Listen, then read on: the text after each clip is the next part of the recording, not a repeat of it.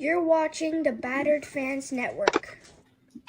Solana, they runs are back.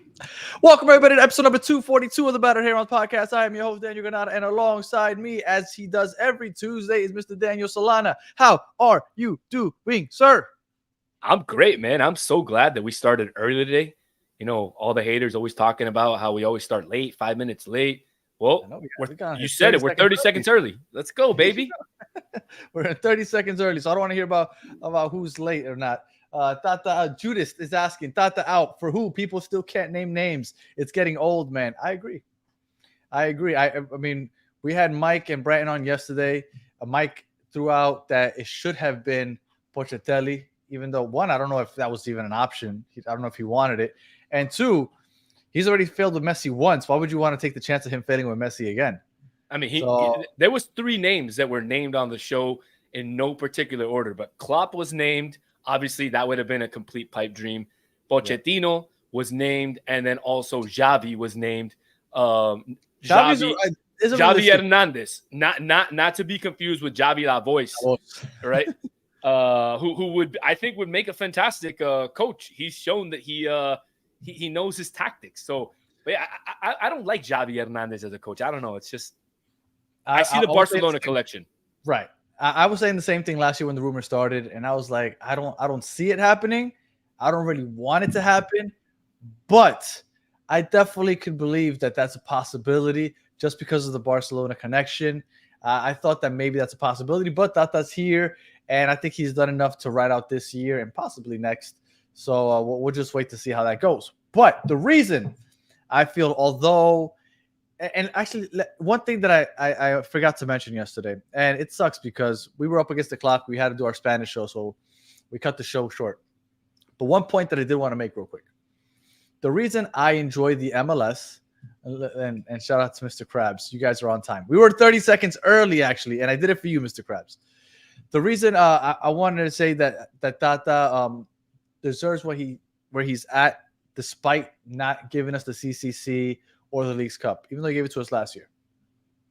The reason I like the MLS is because it's competitive and because we have a playoff system. A lot of people don't like the playoff system. I like the playoff system because the best team doesn't always win. That's why everybody likes the playoffs, right? Because everybody has a chance. Any given Sunday in the NFL, that's the saying. Any given Saturday, you could say in the MLS. With that said, the best team doesn't always win.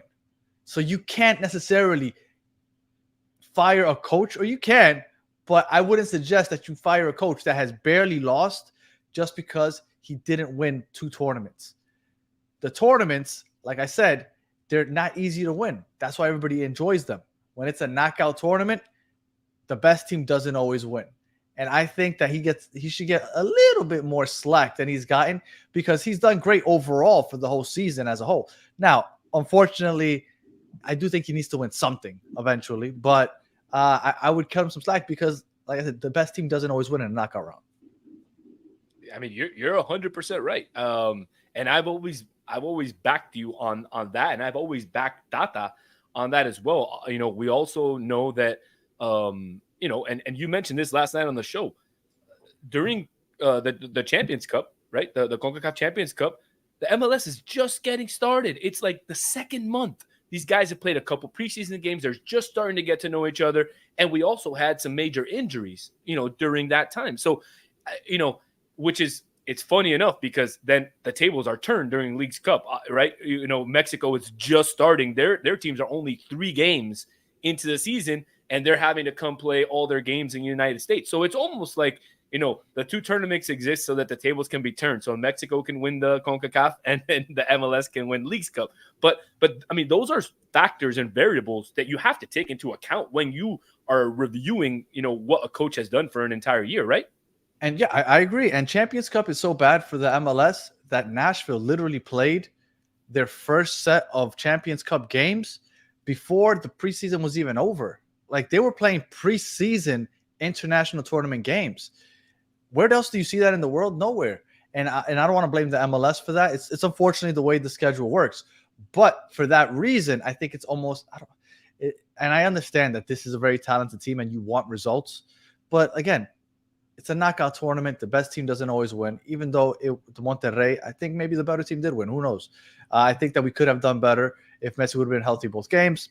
It is what it is. I didn't want to harp on that in this episode, but I did want to just say that last thing that I forgot to mention yesterday. Yeah, but you've got basically the resume, Tata's resume, or what he's done this year right here on the bottom of your screen.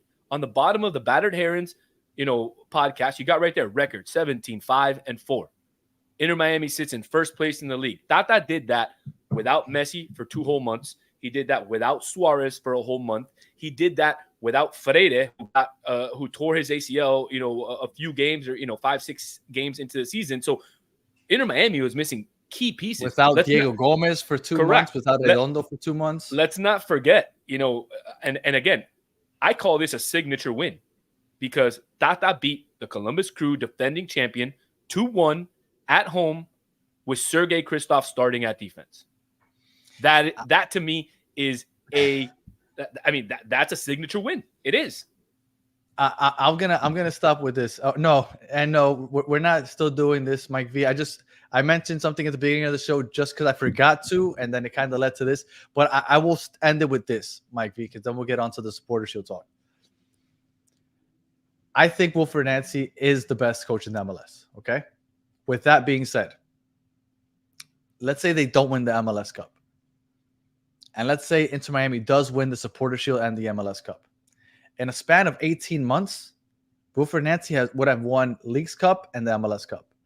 Tata Martino would have won the Leagues Cup, the MLS Cup, and the Supporter Shield. Everybody is praising Wilfried Nancy, and I get it. Inter Miami has a great roster. But if Tata can end this season with the Supporter Shield and the MLS Cup, you have to name him in the top 5. At least that's my opinion. I feel like you need to name him in the top 5 in the MLS if he can get those 3 trophies in a span of less than 18 months. And that's just the last thing I wanted to say about that. And then we can get into the Supporter Shield unless there's anything else that you want to add. Honestly, not, because we'll go on for hours and hours and hours. And I don't want to talk like some other folks talk. So we can move on. All right. So here we go. Supporter Shield. We are 17-5-4. And then our record, let me pull it up right here. We have 56 points and 26 games played. Now, this is just the Eastern Conference right now. My fault. I meant to put the Supporter Shield race. Give me a second while I look for that. No worries. But while I look for that, there are only a handful of teams that are really a threat to that, which would be the Galaxy, LAFC. Which ones am I missing, Solano? Cincinnati, Real Salt Lake, and the Columbus Crew. So basically right now there's 6 teams that are within, or 5 teams that are within reach of, getting over Miami in the points and winning the Supporter Shield. There's mathematically New York has 42 points. That's 14. They'd have to basically win everything. Inter Miami would have to lose everything. I think that's not realistic. But seeing as Columbus has 3 games in hand, and they're at 43 points, if they can win those 3 games, they would be at 52.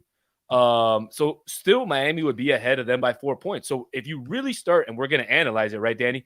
If you really start to look at it, it starts to look like there's only maybe 2 or 3 teams. Like maybe it might only be the Galaxy, Cincinnati, and LAFC.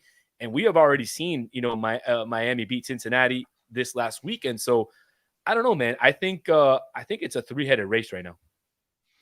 Well, Real Salt Lake is up there, but they just lost to San Jose. That was a brutal loss for them this past weekend. I think that essentially knocks them out. And like you said, Cincinnati, we just got a nice distance from them by beating them just this past weekend. And they've played the same amount of games as us. So the real threat here is LAFC, which have 2 games in hand. If they were to win those 2 games, they would have 53 points. They would be 3 points behind us. Obviously, if we win out, we control our own destiny. It's not easy to win out. And then Columbus, which has 3 games in hand. And if they were to win those 3, that'd be 9 points. They'd be at 52 points. Again, they'd still trail us. So we are in the driver's seat, right? But the fact that every single person is saying it's a foregone conclusion, I think is wild because, who's to say that we're going to win every single game?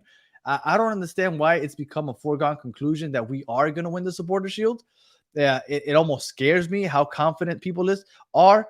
But I guess we could break it down. Well, oh yeah, and then Galaxy is behind us by 4 points, but they played an extra game than we have. But regardless, they're there. So let's start. Inter Miami. They have 8 games remaining. At 56 points, that's 24 points. They could get up to 80 points. Okay. Now, 73 points is the record for regular season. So,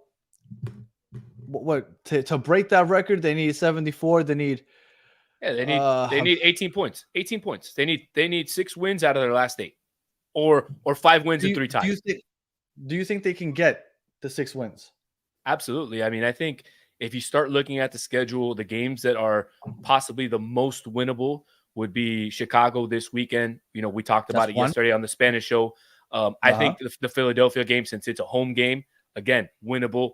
Obviously, that's speculation with Messi coming back that game. I think the Atlanta game is one game where, you know, you might see Inter Miami rest some players. It's a midweek game, obviously straddled between a Philadelphia and the New York City game. So that's a game where maybe Inter Miami might drop some points, maybe get a tie or something. You know, it's away, it's on turf. So it's questionable, right, Danny? And then the New York City game, there's some variables in there that you have to take into account. Remember, it's a much smaller field. Inter Miami loves to play down the wings, and NYCFC is going to force them to play towards down the middle. Did you notice that it's a 2:00 game? I did. That's weird. It is, but I like that because that means that there's going to be more eyes on that game. So it's almost like Apple TV is saying, hey, this is the marquee game for the weekend. We're going to put it at 2 p.m. instead of at 7 o'clock or 7:30 like they do with everybody else. So they're going to, like you said, they're going to be playing in that small field. You cannot play out wide. Jordi Alba is a monster, but he's not going to have as much room to work with. The NYCFC has the best home field advantage in the league. Now, I'm not sure if they already announced that they might change where they're playing that game, because I know that they announced that they're going to change 2 games in the month of September for them as far as home games. I'm not sure if that has to do with the Yankees or what, but I'm not sure if that's one of those games. But if they're playing the Yankee Stadium, it's a tough game. Then you have Charlotte. Charlotte has one of the best defenses in the league. Charlotte is a good team, but we beat Charlotte at home. But again, that's a tough game. Columbus, another tough game. Toronto, I think, is a must-win. And New England, I think, is a must-win. So out of the next 8 games, me personally, I think there's 4 that are must-wins. We should win. And I don't know where – I think we can get 2 of the other 4. I agree. I mean, and just to follow up on the New York, the Yankees are away that day. So they might play at Yankee Stadium, but we'll see. I mean, I wouldn't put it past them if Messi's back to try and move it to MetLife and see if they can sell some extra seats or something like that. But look, I don't think that it will sell out. Me neither. I don't think they'll get 80,000, but right. I mean, it might be a better venue than Yankee Stadium. I mean, I went to a game at Yankee Stadium during the Copa America, and yeah, I mean, it's cool because it's Yankee Stadium, but I mean, the views are just absolutely brutal. And where their fan supporters group sits, it's nowhere near the field. They're like, they're like in like the 300s almost. It's awful. You can't hear the fans sing. Yeah, it's terrible. But I'm with you, man. There's definitely 4 games that are must wins. You know, Chicago, Philadelphia, Toronto, New England, 4 must wins, and the rest are kind of toss ups, right? Columbus on the road. Maybe Miami's going to want some payback for the Leagues Cup defeat.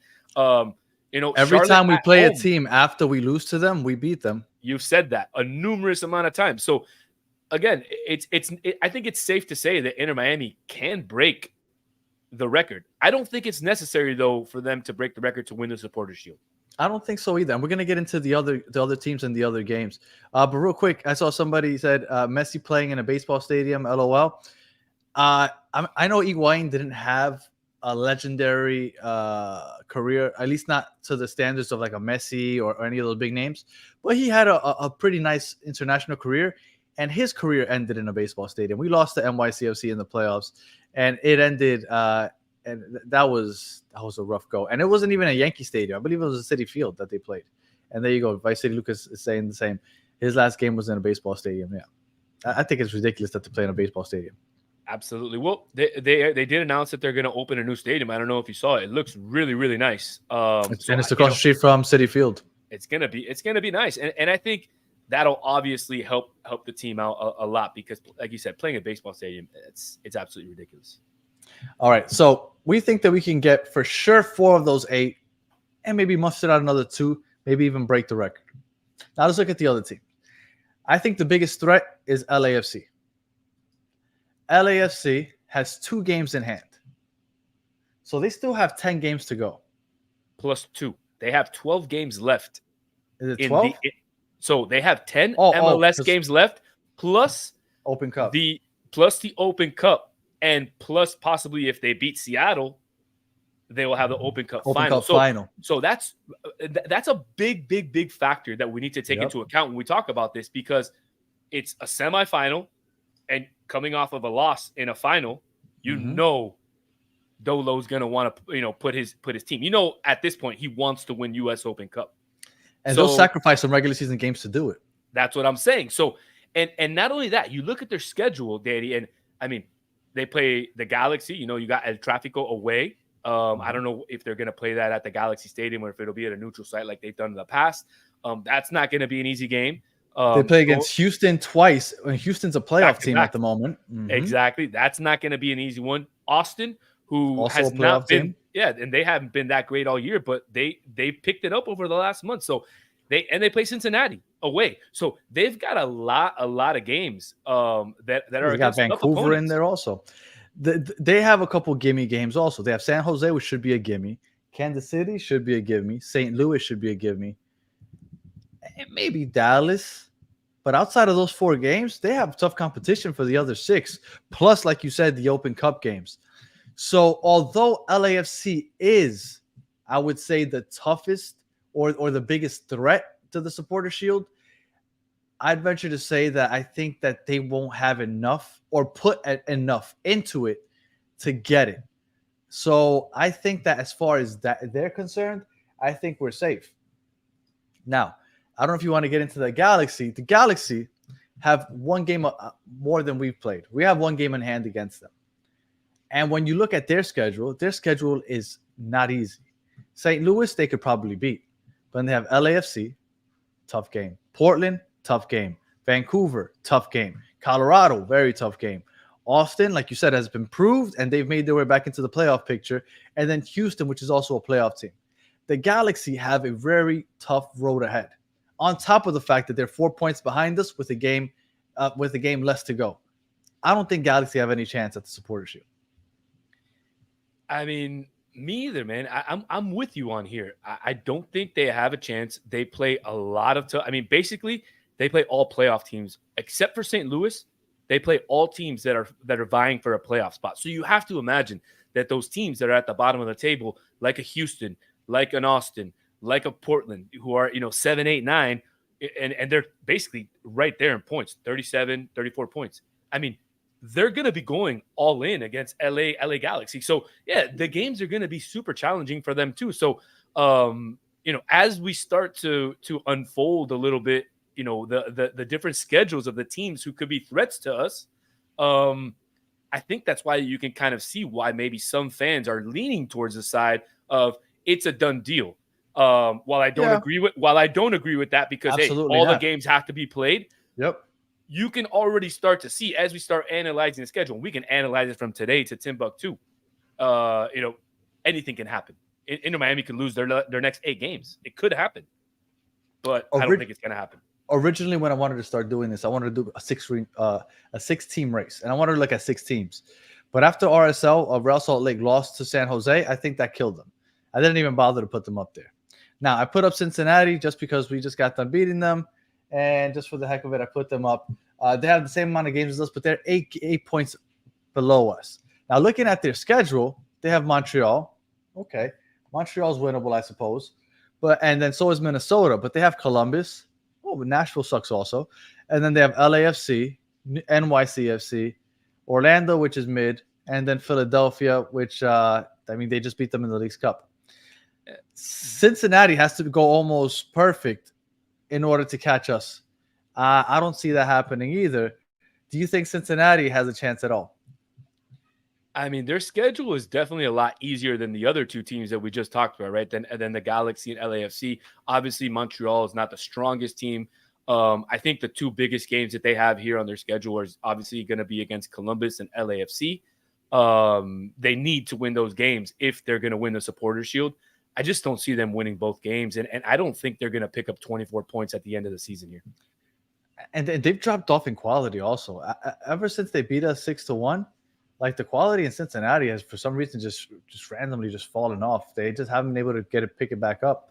So that's Cincinnati. I heard it. Go ahead. Yeah, I heard it might have something to do with the locker room. It's too zen in there. It's not spicy enough, and I don't know, man. I see where that went. Okay. All right. So we went through LAFC. We feel like they have too many games on top of the two Open Cup games and not an easy schedule. They are the closest to us, but we feel like it's going to be too tough for them. They have to pick either Open Cup or the Supporter Shield. So we'll see how that goes after tomorrow. LA Galaxy, they're behind the 8 ball because they played one extra game, also have a tough schedule. And then Cincinnati, well, they're just not very good right now. And they are too far behind. So there's one last team to go over. And obviously, it's one of the better teams. It's Columbus. Now, Columbus has 3 games in hand. They have 43 points, so they're 13 points behind us. If they were to win those 3 games, that would be 9 points. I would put them at 52 points. So they'd be 4 points behind us. But when you look at their schedule, you got Philadelphia, has picked up steam, right? Then you got NYCFC, again, also playing better. Seattle, a good team. You have Cincinnati. That's a rivalry game. That can go any way, and Cincinnati's a good team. Toronto sucks. Orlando's mid. I'm not sure what America is doing there. Oh, that's the Campeones Cup. So it's the winner. They're either in Campeones. Jesus Christ, they got too many games going. Well, they've also have 12 games. That's why, when we first started talking about it, and we had kind of mentioned, hey, there's 5 teams that could potentially catch Inter Miami. I kind of dwindled my number down to 2 or 3 because I started looking at, Columbus and LAFC, and somebody mentioned it in the chat. I mean, schedule congestion is really, really gonna affect them over the last 12 games, and they're not easy games that they have left, man. Yeah, and Mr. Krabs is saying, why does Columbus play Club America? It's the Campeones Cup. So basically, the winner of the Liga MX plays the winner of the MLS, and it's another money grab. So nobody watch it. Columbus will drop points. Look, I think Columbus is going to be out of the Supporter Shield race because of all these games. I think the same thing is going to happen with LAFC. So just based off of the schedule congestion, like you said, Columbus and LAFC, I think, are out of it. Cincinnati, because of the loss that they just suffered against us, I think they just got knocked out of it also. So the only real threat, honestly, I think is Galaxy. I think the Galaxy are the only ones because they have 7 games playing. Now, they have a tough schedule, so that will make it a little more difficult. And they are, how many points behind us? 4 points behind us, even though they've played 1 extra game. Correct. So we obviously have the advantage. I think that I wouldn't go as far as everybody said as it's a shoo-in, but we definitely are in the driver's seat. And I think it would be, I'm not going to say disaster, but it would be a big disappointment if we don't end up with the Supporter Shield looking at the rest of the schedules of the teams that are competing with us. No doubt. I mean, I think 5 wins does it. 15 points does it. 71 points gets you the Supporter Shield. That's my opinion, obviously. I think Inter Miami can drop a few points. One of the comments I wanted to mention here that Tommy mentioned is that Wilfred Nancy played or did rotate at the beginning of the season and he got results. And that's one point I want to make. And the biggest difference between Columbus and LAFC. LAFC has sold a couple players now in the window, and they've gotten also a couple players as well, like Lewis O'Brien and some other guys. But I think Columbus has done a better job of creating depth behind their players. They got DeJuan Jones, a great defender. They got Andres Herrera from River. So they're also building for the schedule congestion. So that's why, I mean, not to say that I'd be scared that they would catch up, but I think that they have. If there's a team that might catch up, I think it could be Columbus Crew just because of the depth that they put together. Yeah, they're just so far behind because even when they have to win those 3 games, get those 9 points, and they'll still be 4 points behind us. And being 4 points behind us, they still have even more games to play. Like you said, against that Club America, I feel like it's just too much. Eventually, it's going to catch up to them. But one of those is against Inter Miami. So let's just True. be hypothetical, True. and Okay. let's say they win those 3 games in hand, right? All right, let's pull up their schedule. Okay. And we face them. We're facing them with October 2nd away. Yep. By that point, I think we should be pretty even in terms of the games played. So that's going to be a big game. Imagine they win those 3, and they're only 4 points behind. That's going to be a premier matchup. I mean, 4 weeks from the playoffs, 4 points behind Miami, and if they beat us, they're within 1 point. I mean, that's something you got to look forward to. 100%. All right. Well, let's say we win it, right? Because we looked at it. I think Galaxy and Columbus is a good point. Columbus might be a threat also. So I don't think LAFC is going to do it. And I think Cincinnati, after this past weekend, I think that was the nail in the coffin for them as far as Supporters Shield chase. Let's say hypothetically we win the Supporters Shield. That means we end up in first place. Now, let's look at the Eastern Conference standings. Let's play a couple hypotheticals here. Let's say the playoffs start. Now, if you look at the way the Eastern Conference is set up right now, Miami would play the winner of the 8-9 game, which right now is Toronto-Atlanta. But if you look below Atlanta, you got Philadelphia, Montreal, and New England all within 2 points of Atlanta for that 9th place. It's going to be – we don't know who we're going to play in the first round if we were to win the Supporters Shield and win the East. But another thing I want to point out, Toronto's in 8th. Remember, 8th and 9th are going to play each other for that last spot. But if you look above Toronto has 33 points. Orlando is right above them with 34. There's a good chance that Orlando takes a slip. Orlando ends up in that 8-9 game. And we end up playing against Orlando in the first round. And remember, the first round is the only round that has that stupid 3-game set where it's the best of 3. How cool would it be to play against Orlando in a best 2 out of 3?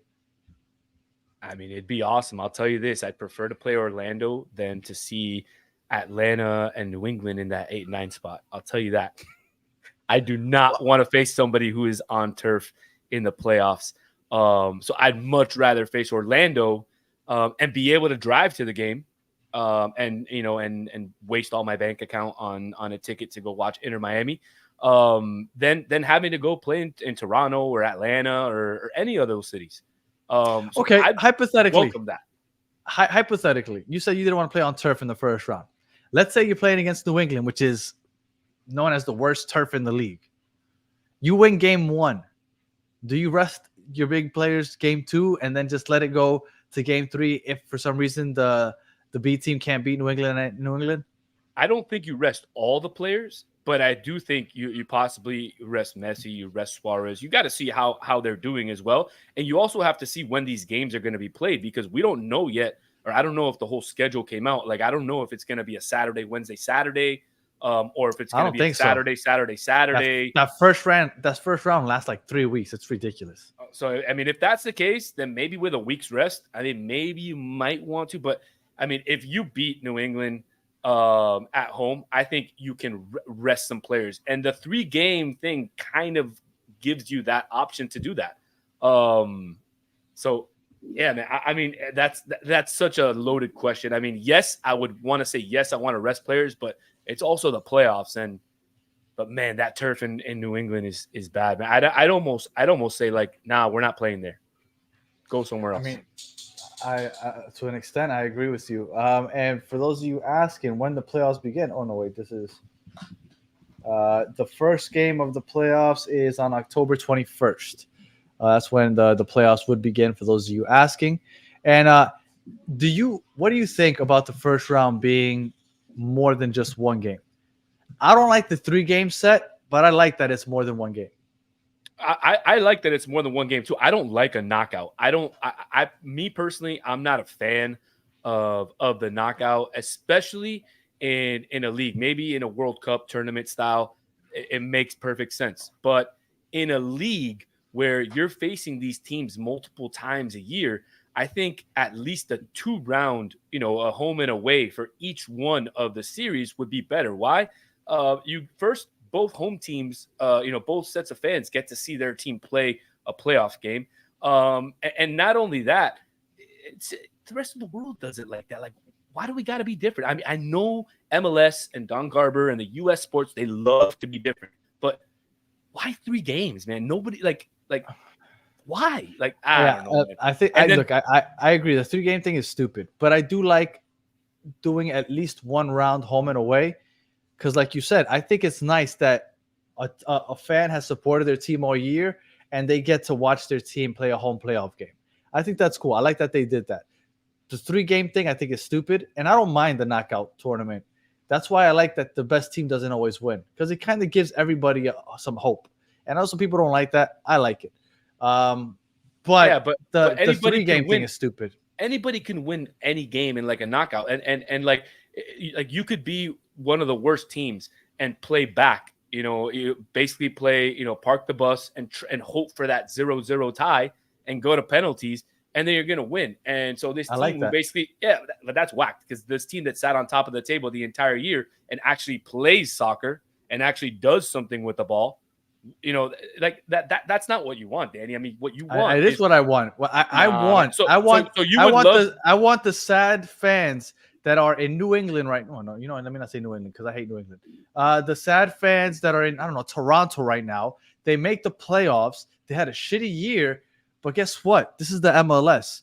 It's not like the EPL where halfway through the season, you have no hope. You might as well stop watching, or I'm just hoping to not get relegated. No, you have a chance to be a champion. Go ahead and win your championship. They win the championship, and it proves that anybody can win it. Just make sure you make the playoffs. Keep fighting. I love it. I love it. One game is just, again, one game doesn't do that. I mean, you need at least 2 games on home and home to prove who the best team is and who moves on. And look, if I were the MLS, I mean, I would be completely livid if the final ended up being Atlanta United against, I don't know, somebody whack from the West Coast. But that's why everybody loves the United NFL. Portland. Hey, Atlanta United Portland. Who's gonna tune in? That doesn't matter. But nobody's gonna tune in. I love that could happen. But it's I love that it could happen. But it could happen, and that's what I love about the MLS, because nowhere else in the world are you gonna see that. Everywhere else, well, I mean, they don't have a playoff system, but it's always the same crap. Always the same teams, always winning. I like that other teams can randomly win. That's why everybody loves the NFL. Literally, maybe not everybody, but 3/4 of the league every year. Like you have your handful of teams that you have no chance this year, but 3/4 are like, maybe this is our year. Like the Giants sneaking into the playoffs at the very end and beating the undefeated Patriots. I think that's beautiful.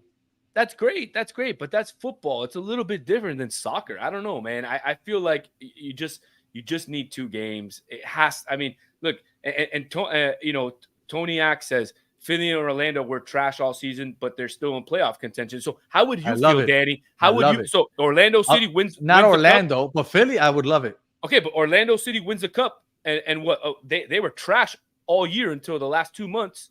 They deserve to win it. They're the champs. Nah, I'm sorry. They're the champs. They're the champs. I love it. Look, I love that. Again, you saying that it's the NFL. It's the same shit. The NFL, the Patriots went undefeated. They went 17-0. They didn't get a championship that year. I love it. I mean, look, Joe Kerr's calling you out, man. He's saying you're using the same argument for this MLS playoffs or whatever. But those are professional. Yeah, but it's professionals versus professionals. No, because it's professionals versus professionals. I'm not putting the USL's professional. No, they're not. Get out. It is. That's the minor leagues. But they get paid to play. Okay, so hold on. I don't consider them top flight. They're not top flight. So the championship in England, it's not professional. The second division is not professional. I don't take them. I only take Division 1 seriously. Oh no, man!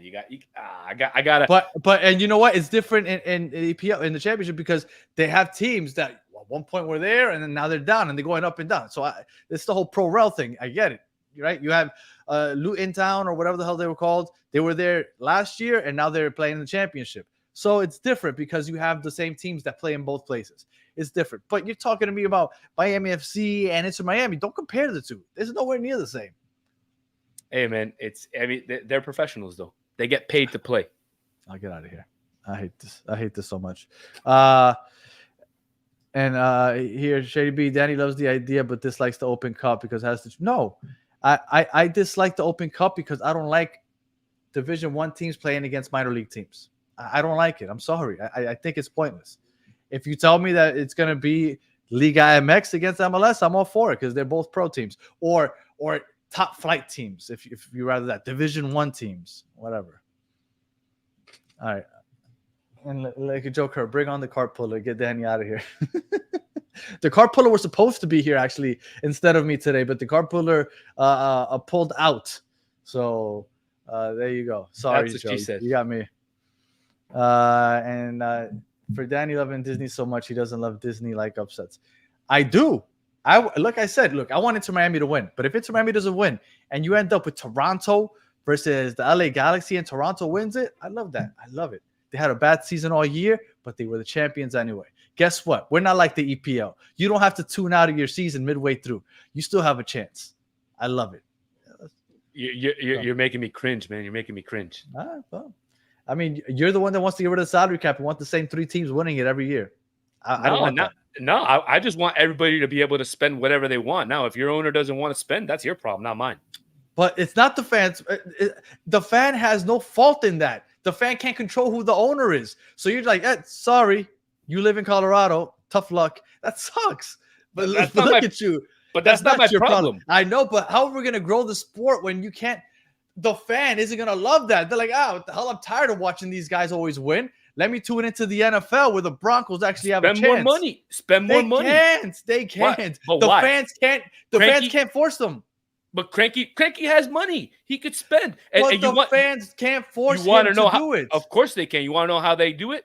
They go outside. Like I said the other day in the Discord chat, they go outside the team's headquarters and they stand out there for a week and they say, hey, do something or whatever. That's how they do in South America. That's how they do it in Europe. You go against the front office. They'll laugh at you. You go to the games. You make statements at games. Come up with tifos that go against the front office. Come up with songs that go against the front office. I guarantee you, at one point, the front office is going to get the point. The front office is going to laugh at you, man. This isn't South America.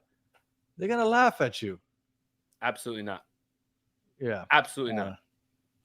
And then what Mike V says, so I can suck all year, bring up a few awesome signings in the summer, creep into the playoffs and win it all while I have the fan shit football for – yes. Yes, that's what we did last year. I don't know if you remember, but we literally didn't sign anybody to start the 2023 season, and everybody was giving Inter Miami a bunch of crap because they were so bad. I need to remind everybody that they were crap because they didn't sign anybody to make sure that they had enough money put aside for Messi and friends. Messi and friends joined, and if Messi doesn't get injured, they might make the playoffs. They might win it all. And I promise you wouldn't be like, oh, but that's not fair. We sucked half the year. It don't matter. We could have made it. We could have won. So, I don't know. I like it. I like it a lot. And look, Marzo, power to the people. Oh, I'm sorry, buddy, but in the United States, that shit don't work. Look at the Marlins. We've had a couple Cubans outside protesting to do different things. How's that worked out for them? It doesn't. I'm sorry. If the owner doesn't want to spend, you can't force them to sell. It is what it is. Then you just don't go to. Then you just don't go to the games. Keep the salary cap. Keep the salary cap. We don't want an EPL. We don't want a top 6. We don't want a La Liga. We don't want a top 3. We don't want a Bundesliga. We don't want a top 1. Right? But Bayern Munich basically won it for like a million years in a row, and then they finally didn't win it last year. Like it's come on. All right, and then we'll end it with this. Joe Kerr, any worry about the chemistry will change when Messi coming back so close to the playoffs?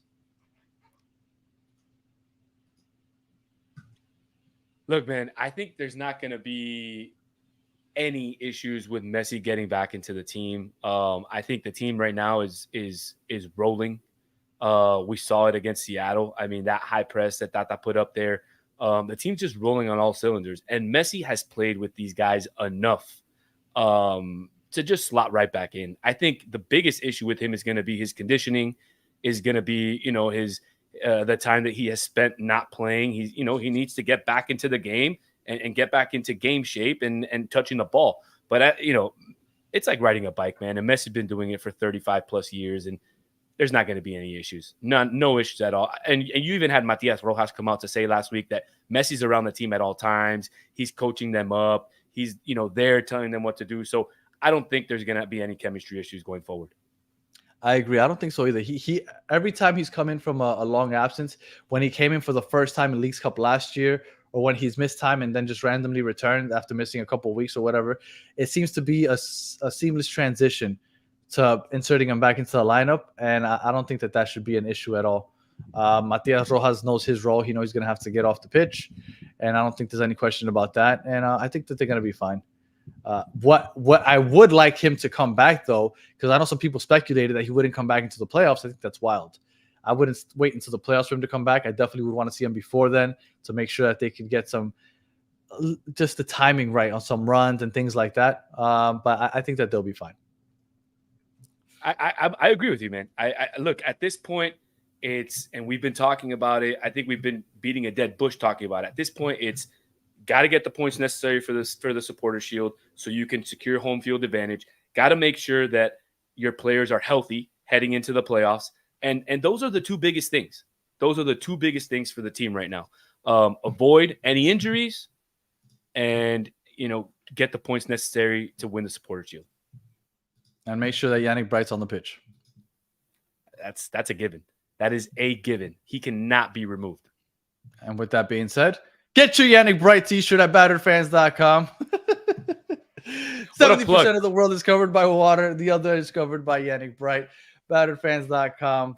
The link is in the chat. So go ahead if you want to support Yannick Bright. But in all seriousness, at 9 o'clock in a little 20 minutes or so, we will be going live for the MLS, Battered MLS fans. And I saw Tommy in here. I don't know if he's still in here, but he'll be joining us there. And we'll be joined with another 4 MLS podcasters. And if you haven't already, the link is in the chat. So go ahead, click on that so you can subscribe and tune in at 9 o'clock.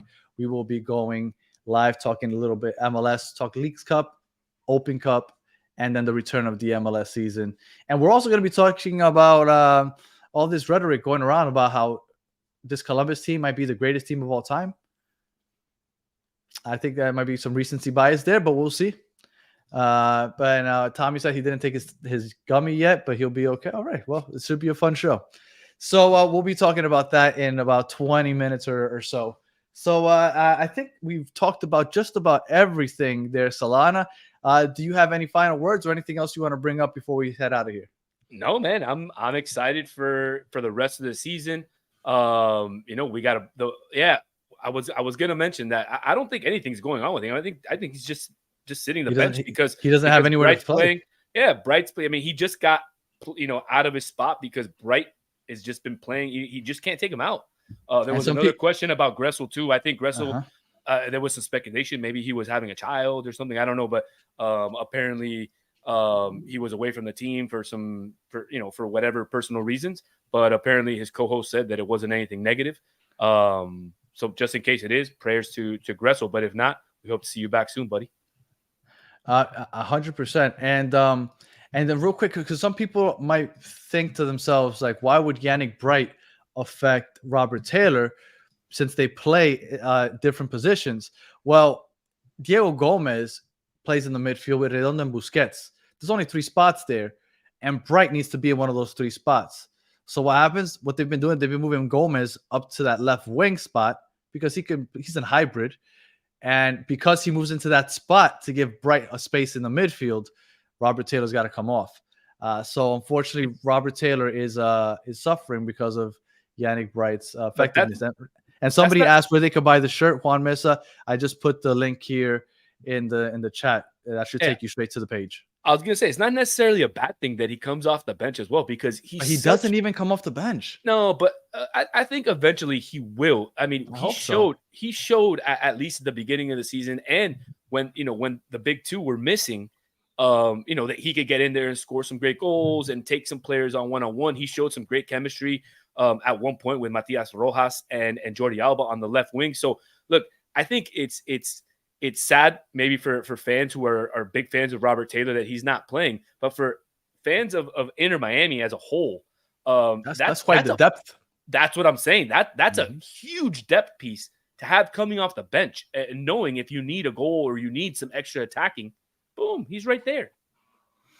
I'm gonna make a graphic. I haven't done it yet, but I'm gonna make a graphic of the depth, because I think we say it, but I think visually seeing it is gonna be different. Because when you see not just the starting 11, but the backups to every starting 11, like, this team's depth is ridiculous. Like, Franco Negri could be a starting left back in any league, and we constantly have him playing for IMCF2. Like, it is wild, the depth that we have on this team, and I'm really happy with what we got coming in, and let's see. I'm curious to see how this season ends up.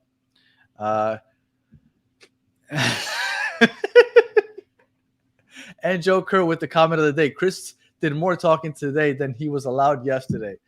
And for those of you who don't know what he's talking about, did you give away the Miami Fusion scarf yet? Yeah, by Florida man. Yeah. Yes, I did. And then Walter Torres, Danny, you need a bigger water bottle. It's half a gallon. I drink 2 of these a day. But yeah. All right. Any final words there, Solana, before we sign off here? No, man. I'm just a bigger Adam Sandler fan than Will Ferrell fan, for all of you out there that were curious. Oh, well, and that's something that I'm sure Chris is going to bring up in a future show, because he's really upset that I am also a bigger Adam Sandler fan than Will Ferrell. And I'm also, well, it started because I said I'd rather watch Adam Sandler movies than Keanu Reeves movies. And then somehow Chris turned that into Will Ferrell. And then me and Chris argue a lot. If you guys think that we go back and forth here, just a regular everyday conversations, we're just constantly yelling at each other. So, all right. Here, one more time in the chat is the link for the Battered MLS Fan Show. It's going to start at 9 o'clock. So join us there if you have nothing else to do in the next hour. And if you are listening on audio, we appreciate you listening all the way to the end. Please leave us 5 stars, comment, review, all that other good stuff. If you are watching on YouTube, thank you for watching all the way to the end. Please like, subscribe, share, tell your friends that this is an Inter Miami show, that maybe they haven't watched it. They should check it out. And for those of you in the chat, as always, you guys are the best part of the show. We appreciate you hanging out with us for the last 48 minutes. And again, we'll be back in a couple minutes for the Battered MLS Fan Show. And we'll be back tomorrow for a Chicago preview. So catch us tomorrow at 9 o'clock for the preview of the Chicago game. So until the next one, have a good one.